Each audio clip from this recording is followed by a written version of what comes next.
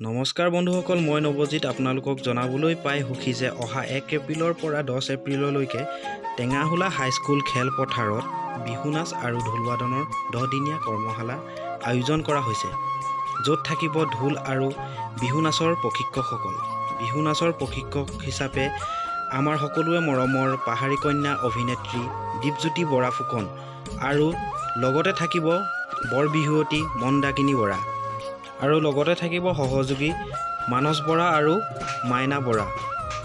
আৰু ঢোলৰ প্ৰশিক্ষক হিচাপে থাকিব আমাৰ সকলোৱে মৰমৰ আচুৰ্য বৰপাত্ৰৰ সহযোগী ঢুলীয়া অংকুৰ বুঢ়াগোহাঁই আৰু মৃদুল বৰা। সেয়েহে সকলো অভিভাৱকে আমাক সঁহাৰি জনাই আপোনালোকৰ নিজৰ ল'ৰা ছোৱালীক আগুৱাই আনক আৰু এজন সফল ঢুলীয়া আৰু এগৰাকী সফল নাচনী হ'বলৈ সুযোগ দিয়ক।